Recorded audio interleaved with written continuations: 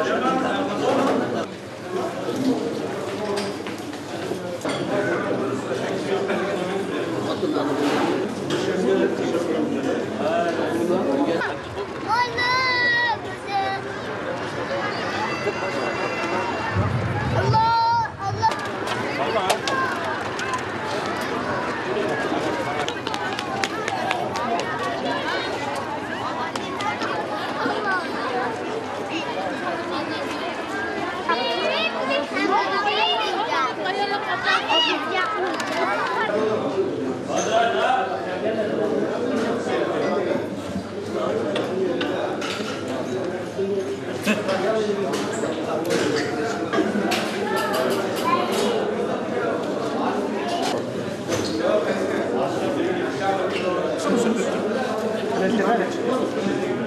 killed our people, yet nobody knows. You kept our identity from being known. But now it's time the truth is revealed. Turkestan is our own. You killed the innocent, young and old. You made them suffer because they're Uyghur. We won't forgive you in this world or the next. Turkestan is our own. Give us back our land, you man-eating beasts.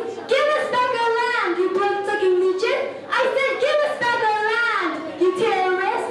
Turkestan is our own. Turkestan, Turkestan, oh Turkestan.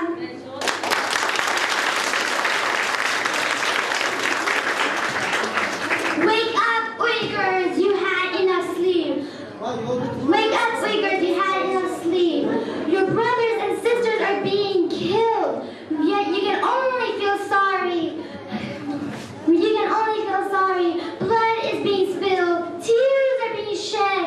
What is our crime, China? Is our crime to be Uyghur?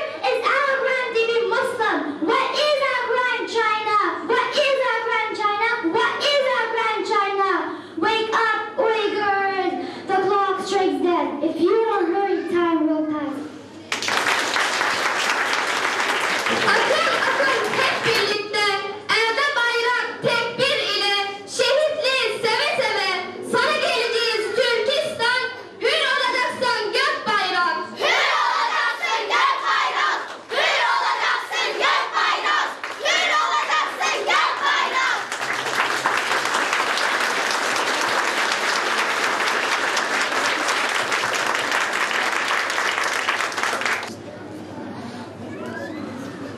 Bismillahirrahmanirrahim. Elhamdülillahi Rabbil alemin. Vessalatu vesselamu ala Resulina Muhammedin ve alihi ve sahbihi ecma'in. Rabbena taqabbal minna inneke entes semi'ul alim.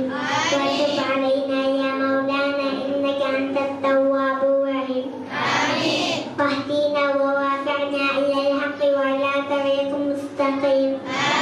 اللهم زينا بزينة القرآن وأكرمنا بكرامة القرآن وشرفنا بشرافة القرآن وعافينا من كل بلاء الدنيا وعذاب الآخرة حرمة القرآن اللهم اجعل القرآن لنا في الدنيا قبر منسا وفي القيامة شفيعا ومن سيدنا وحجابا وإلى الخيرات كلها دعوة وإماما بفضلك وحدودك وإكرامك يا كريم آمين. أعزائي السادة المشاهدين، السلام عليكم ورحمة الله وبركاته، وكل عام وأنتم بخير، وأهلا بكم في حلقة جديدة من برنامج إفطار مع. هم أتراك مسلمون من آسيا الوسطى، فتحت بلادهم على يد القائد الإسلامي قتيبة بن مسلم في القرن الأول الهجري. أسلموا وحسن إسلامهم، ومنذ ذلك الوقت وهم يدافعون عن حمى الإسلام والمسلمين في كل مكان. كيف لا وهم المقاتلون الأشداء الذين أجبروا الصينيين على بناء سورهم العظيم عله يحميهم من هجمات هؤلاء المقاتلين. كيف لا ومن سلالتهم نشأت دول الطولونيين والإخشيديين والسلاجقة ودول الأتابكة وكذلك العثمانيين، أولئك الذين حكموا آخر خلافة إسلامية وحدت بلاد المسلمين لأكثر من 6 قرون. اليوم بلادهم محافظة صينية يطلق الصينيين عليها اسم تشينجيانغ، ويقولون هم إنها تركستان الشرقية، إنهم المسلمون الأويغور. ونحن اليوم في ضيافة الجالية الأويغورية المسلمة هنا في إسطنبول، فأهلا وسهلا بهم في قناة الجزيرة، وشكرا لهم على استضافتنا. ومعنا لمناقشة هذه القضية الشائكة عدد من أبناء الجالية وممثلين عن الجمعيات والمؤسسات الأيغورية هنا في تركيا، فأهلا وسهلا بكم. بداية دعني أتوجه بالسؤال لكم أستاذ أوچغون، يعني على الرغم من هذا التاريخ العريق لتركستان الشرقية، لأن هناك جهل حقيقي في العالم الإسلامي بخصوص هذه البلاد أو هذه المنطقة بالتحديد. يعني نريد منكم أن توضحوا للسادة المشاهدين يعني كيف تحولت تركستان الشرقية من بلد مستقل إلى محافظة صينية. يعني باختصار أريد منكم نبذة تاريخية مختصرة عن التاريخ الحديث لتركستان الشرقية.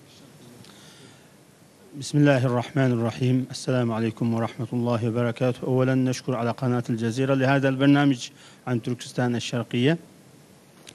تركستان طبعا معناته موطن للأتراك. تركستان، كلمة تركستان تعني موطن للأتراك. كان أول احتلال للصينيين على تركستان في عام 1758. بعد قرن من ذاك الاحتلال استطاع التركستانيون أن يقيموا دولتهم التركستانية بقيادة يعقوب بيك في عام 1868. بعد 10 أعوام من قيام ذاك الدولة، الصينيون هاجموا على تركستان في عام 1876 مرة ثانية بقيادة قائد الصيني زوزونغ تانغ، وهم الذي غيروا اسم تركستان الشرقية إلى شينجيانغ، هي معناته هذا أرض أو حدود جديد للصين. تركستان كما قلنا يشمل جزئين، تركستان الغربي والشرقي. تركستان الغربي تشمل 5 جمهوريات الإسلامية المستقلة حاليا من الاتحاد السوفيتي. كانت احتلت من طرف الروس في عام 1860 تقريبا، والتي استقلت في عام 1990 بعد تفكيك الاتحاد السوفيتي. وتركستان الشرقية هي ضحية لتركستان الغربية، لأن الروس لا تريد أن تستقل التركستان الشرقية كدولة مستقلة.